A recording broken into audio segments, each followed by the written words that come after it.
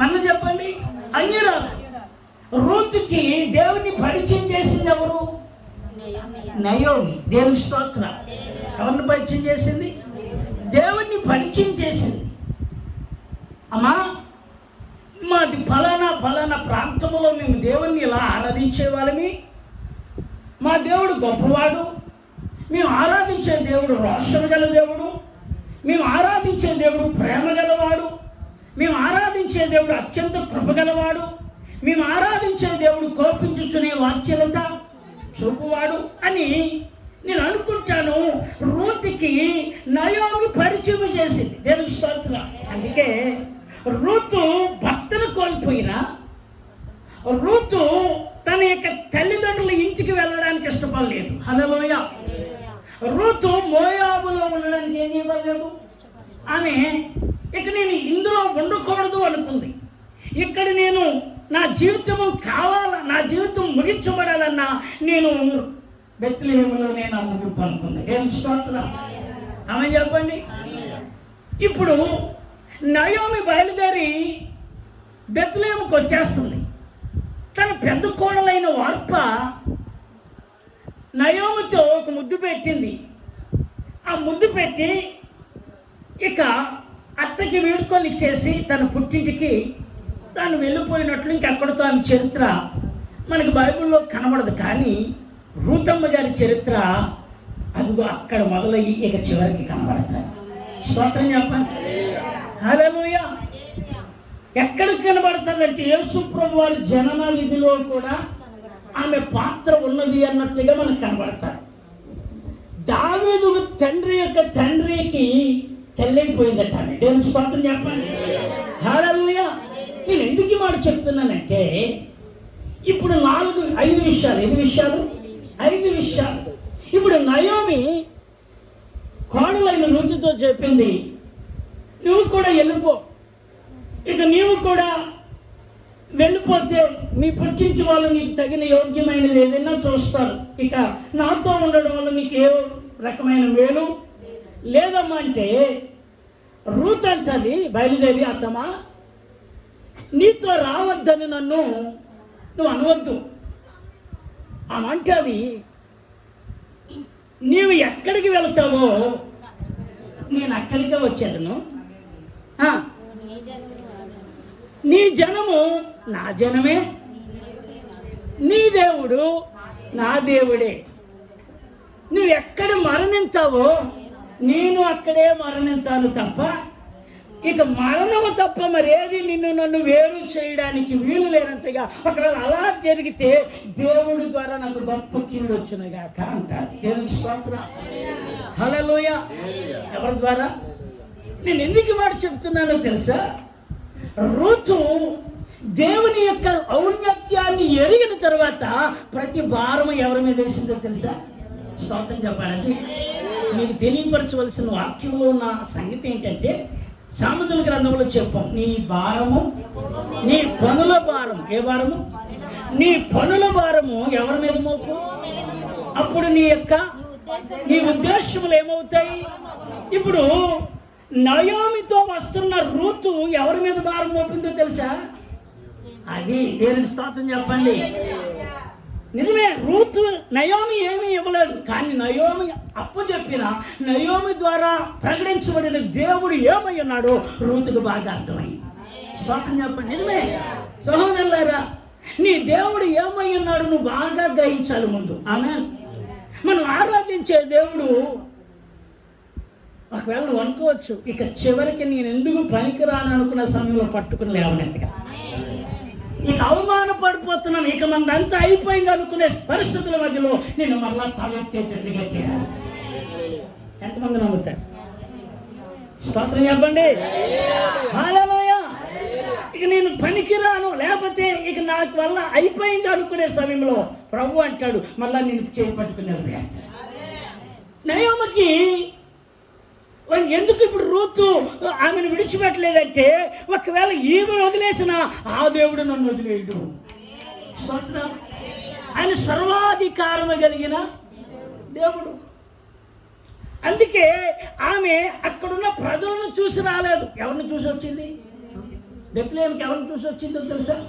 దేవుని ప్రేమను గుర్తించి, ఆ దేవుని యొక్క అద్భుతమైన కార్యాలను గుర్తించి, ఆ దేవుడు ఏమై ఉన్నాడో గుర్తించి, అందుకే అంటాడు, ముందుగా చెప్పింది నీ దేవుడే. అది ఎవరి దేవుడు? నీ దేవుడు. ఎప్పుడైతే నువ్వు నాకు చెప్పావో ఆ రోజే నా మనస్సులో, నా హృదయంలో, నా ఆలోచనలో ఆయన్ను ప్రతిష్ఠించుకున్నాను. ఎవరిని? ఆయన్ని నేను ప్రతిష్ఠించుకున్నాను. ఆయన ప్రభువుగా నేను నా ముందు ఆయన్ని అధికారిగా పెట్టుకున్నాను. నాకు ఆయన ఆలోచన చెప్పేవాడిగా పెట్టుకున్నాను. ఆయన నన్ను నడిపించేవాడిగా పెట్టుకున్నాను. ఎవరు వదిలేసినా ఆయన నన్ను వదలడనేది నా నిశ్చయమైన హృదయంలో ఉన్న విశ్వాసం. దేవునికి స్తోత్రం. హల్లెలూయా. నిజమే, మనుషులు వదిలేయచ్చు, మనుషులు చులకనగా చూడొచ్చు, మనుషులు వెక్కిరింపుగా మాట్లాడొచ్చు, కానీ సహోదరులారా ఈ రాత్రి చెప్తున్నాను, ఆయన ఎప్పటికీ ఆయన కార్యాలు మారు. స్తోత్రం. ఆయన కార్యాలు నిన్న, నేడు, నిరంతరము. చెప్పాలి. మనం అనుకుంటున్నాం ఈనాటి భక్తుల్లోనే కార్యాలు జరిగితే ఈరోజు యేసు ప్రభు వాక్యము ఆగిపోవాలి. హల్లెలూయా. ఆనాటి భక్తులకే ఆయన ఆరాధకుడిగా ఉండిపోను.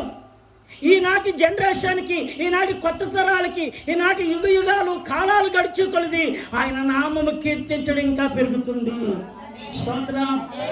ఆయన ప్రేమ ప్రకటించబడుతుంది, ఆయన అద్భుతాలు ప్రకటించబడుతున్నాయి, ఆయన సూచక క్రియలు జరుగుతూ ఉన్నాయి. ఆయన అల్పులను సైతము, ఎన్నిక లేని వారిని సైతము, ఎక్కడో కడగా ఉన్న వారిని సైతము ఆయన తలగా చేసి ఈ రోజుకి నిలబెడుతూ వచ్చేసాడు. దేవునికి స్తోత్రం. రుతు, నేను అనుకుంటాను, రుతమ్మ గారు ఎందుకు వచ్చావమ్మా, ఏ కారణం బట్టి వచ్చావంటే, నేను నయోమి గారిని బట్టో లేకపోతే అక్కడ ఉన్న బెత్లెహేము గారి యొక్క బెత్లెహేములో ఉన్న బంధువులను బట్టో కాదు, కానీ ఆమె దేవుడు ఏమై ఉన్నారో నాకు తెలుసు. స్తోత్రం. హల్లెలూయా. ఎంత అద్భుతం. నీ దేవుడే. నీ జనము నా జనమే, నీ జనము నా జనమే, నీ దేవుడు నాకు దేవుడే. నువ్వెక్కడ ఉంటావో నేను అక్కడే ఉంటాను, నువ్వు నివసించే చోటనే నేను నివసిస్తాను. మరణము తప్ప నన్ను వేరు చేయడానికి ఏది కూడా మన మధ్య అడ్డు ఉండడానికి అవకాశం లేదన్నంతగా. ఎందుకంటే ఆ దేవుడు ఎప్పటికైనా నన్ను ఆశీర్వదిస్తాడు. హల్లెలూయా. ప్రియులారా, మోడైపోయిన జీవితమే కావచ్చు, కానీ మీరు చివరి గ్రంథంలోకి వెళ్తే అద్భుతం ఏంటంటే, దావీదు తండ్రి ఆ ఇంటిలో నుండి వచ్చాడు. స్తోత్రం చెప్పండి. ఎవరు వచ్చారట చూడమ్మా. చివరేముందా? చివరుందా? మాట చదవండి. ఋతు కుమార్ని కన్నది బోయాజుకు. చదువు. చివరి అధ్యాయంలోకి రండి. చివరి అధ్యాయంలోకి వస్తే అక్కడ 4వ అధ్యాయము 16వ వచనం కూడా చదవండి. అప్పుడు నయోమి ఆ బిడ్డను తీసుకొని ఉంచుకొని వానికి దాదీగా ఉండెను. ఆమె పొరుగు స్త్రీలు నయోమి కొరకు కుమారుడు పుట్టెనని చెప్పి అతనికి ఓబేదను పేరు పెట్టిరి. అతడు దావీదునకు తండ్రి అయిన యెస్సయి యొక్క తండ్రి. దేవునికి స్తోత్రం చెప్పండి. దావీదుకు తండ్రి అయిన యెస్సయి యొక్క తండ్రి. ఏం పేరు? దావీదుకు తాత. ఆమె చెప్పండి. అది ఎవరు? ఓబేదు ఎవరు? ఓబేదు ఎవరు? దావీదుకు తాత. దేవునికి స్తోత్రం చెప్పండి. ఎవరికి తాతయ్య? అది. ఇప్పుడు ఇలా దావీదు వంశంలో నుండి యోసేపు వచ్చాడు. యోసేపు వంశము, ఆ యొక్క వంశములో నుండి యోధా గోత్రమ సమూహముగా యేసు ప్రభువు వచ్చాడు. స్తోత్రం చెప్పండి. అంటే ఇప్పుడు రూతు స్థానం ఎంత ఎక్కిలిపోయిందంటే, ఆయన మీద ఆనుకునగా, ఆయన మీద ప్రతి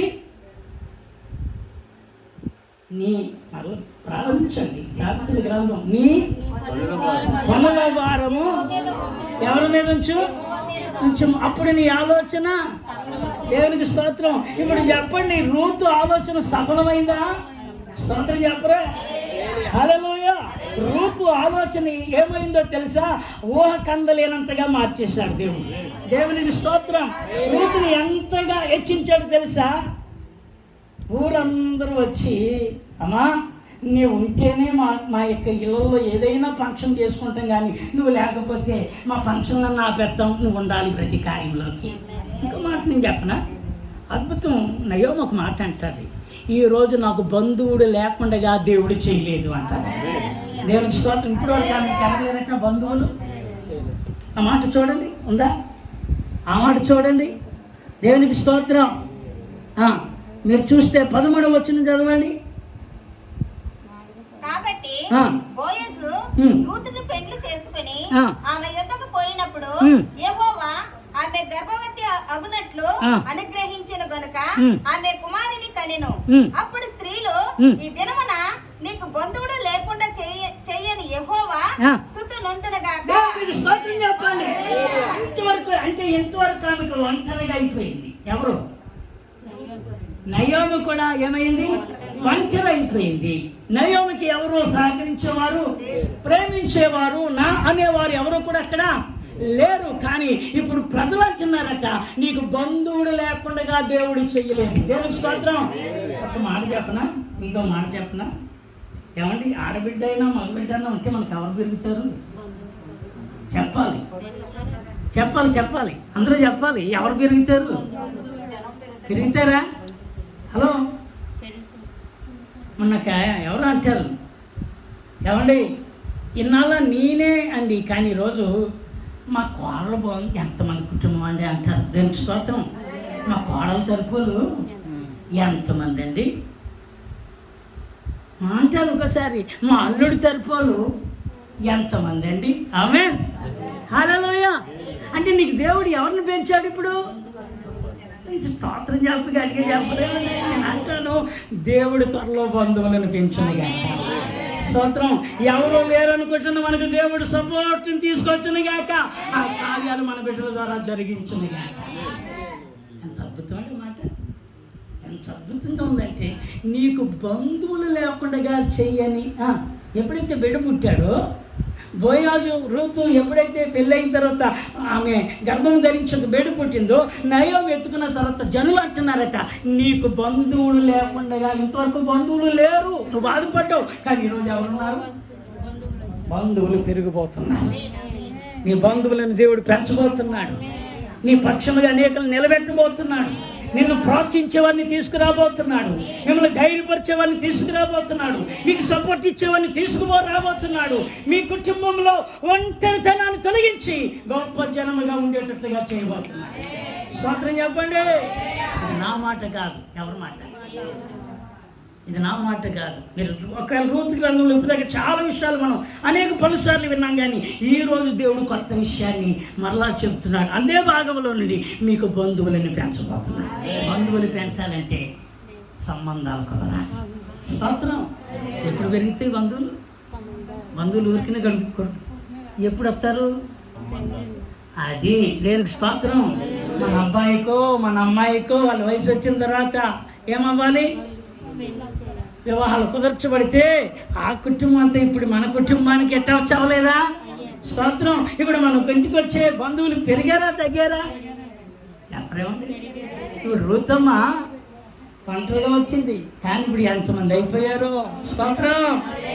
నయోమి అనుకుంది, మాకు ఇంకెవడన్నా బంధువుడు ఉంటాడా అనుకుంది, కానీ ఇప్పుడు అందుకే జనులందరూ వచ్చేసి, నయోమి ఇంతవరకు ఎందుకు నువ్వు బాధపడ్డావు, కానీ ఇదిగో ఈరోజు ఇక నీకు బంధువులు లోటు లేకుండా దేవుడు చేయబోతున్నాడు.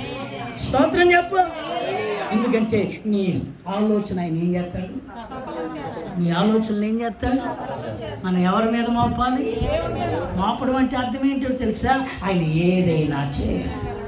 రూతు ఆ ఊరు వారందరూ శపించబడిన అమ్మాయిని ఇక్కడికి కూడా నువ్వు తీసుకొచ్చి మళ్ళా మమ్మల్ని అందరినీ కూడా మా ఇళ్ళలోకి నువ్వు తీసుకురావాలని ఆమెను అనుకుంటున్నావేమో. మా ఇంట్లో ఇంకా ఆమె అడుగు పెట్టడానికి వీలేదన్నట్లుగా అందరూ మాట్లాడితే రూత్ అంటది, నీ దేవుడే, నీ జనమే, నువ్వెక్కడ ఉంటావో నువ్వు ఎక్కడ పడుకుంటావో, నీవు ఏమి పెడతావో, మరణమో తప్ప నిన్ను నన్ను వేరు చేయడానికి ఏది కూడా ఆటంకకరంగా ఉన్నట్లుగా. అలాగే ఒకవేళ నేను వెళ్ళిపోతే దేవుడు గొప్ప కీడు నాకు చేయనుగా. కానీ ఒక ప్రతిష్టతో వచ్చేసింది, స్తోత్రం. ఒక తీర్మానంతో వచ్చింది.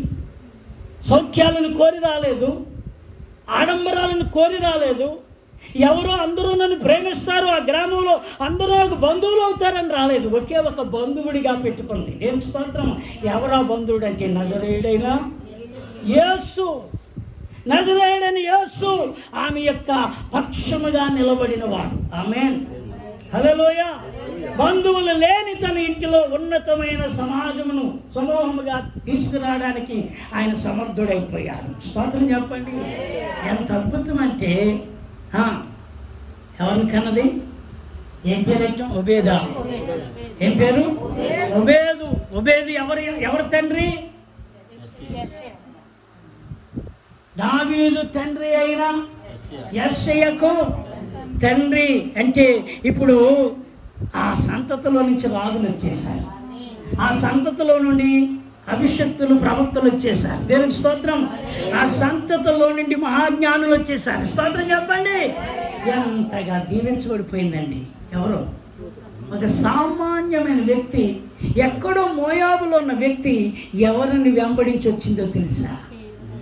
నయోమి బహుశా దేవుని పరిచయం చేసిందంటే ఆ పరిచయము మరణము వరకు కూడా మరణము వేరు చేయాలి తప్ప ఇక నేను నిన్ను విడవను, నిన్ను వదలను. నేను స్తోత్రం.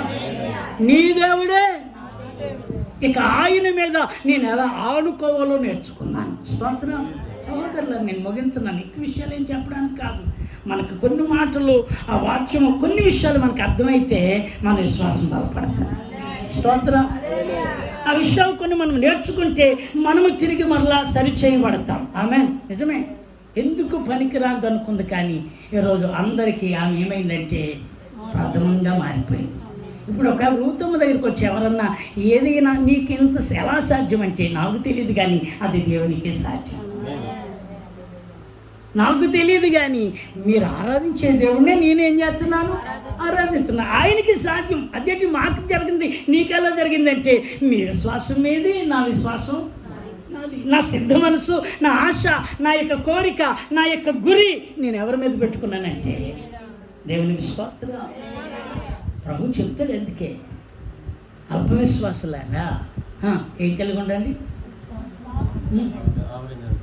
మీరు అవిశ్వాసులు గాక విశ్వాసం కలిగి ఏం చేయండి, ఉండండి.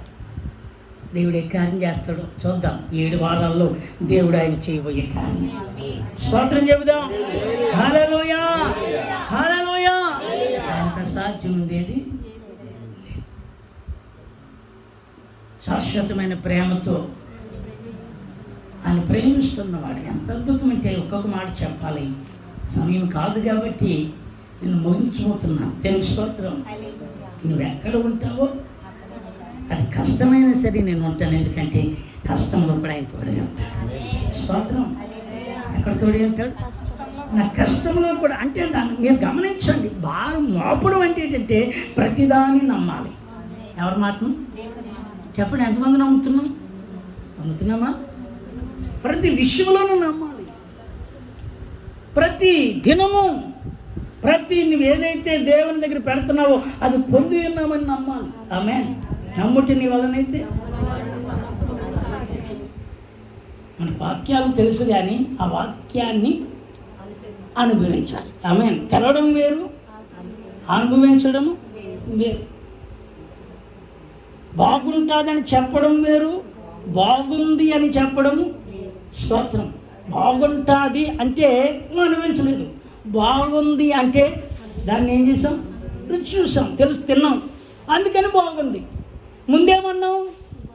బాగుంటుంది అన్నాం. బాగుంటుంది అంటే ఇంకా దాని రుచి ఏంటో మనకి తెలియలేదు. ఇప్పుడు తిన్న తర్వాత బాగుంది అంటే అనుభవించాం. దానికి స్తోత్రం. ప్రభువును కూడా మనం ఏం చేయాలి? అప్పుడే కాదు, ఇప్పుడు ఆయన కార్యాలు చేస్తాం. అప్పుడే కాదు, దేవుడు ఆయన ఇప్పుడు ఆరాధన చేయి, ఆయన యోగ్యుడే. ఇప్పుడు సూర్య కార్యములు జరిగించేవాడే. దేవునికి స్తోత్రం. హల్లెలూయా.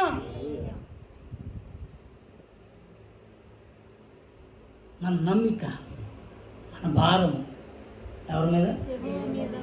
ఇంట్లో వాళ్ళ మీద అలుగుతాం కొన్నిసార్లు, ఇంట్లో వాళ్ళ మీద ఇసుకుపడిపోతుంటాం కొన్ని పర్యాయాలు, లేకపోతే పిల్లల మీద ఇసుకుతాం, లేకపోతే భార్య మీద ఇసుకుతాం, లేకపోతే భర్త మీద ఇసుకుతాం, లేకపోతే పక్క వాళ్ళ మీద ఇసుకుతాం, లేకపోతే కన్న వాళ్ళ మీద ఇసుకుతాం. నేను అంటాను, నీ వాళ్ళ మీద వీళ్ళ మీద కాదు, ఆయన మీద ఆధారపడు. స్తోత్రం. ఆయన మీద ఆధారపడ్డామా దేవుడు మనల్ని ఎక్కడికి తిప్పుతాడో మనకు తెలుసు.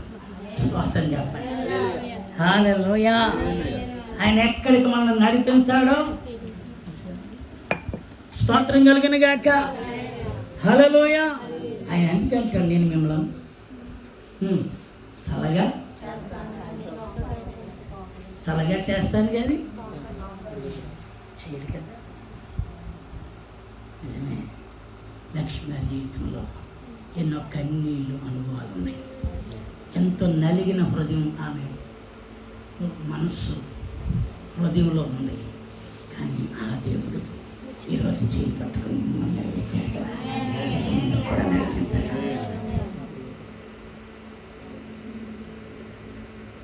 హల్లెలూయా. ఓటమి తప్పని రోజై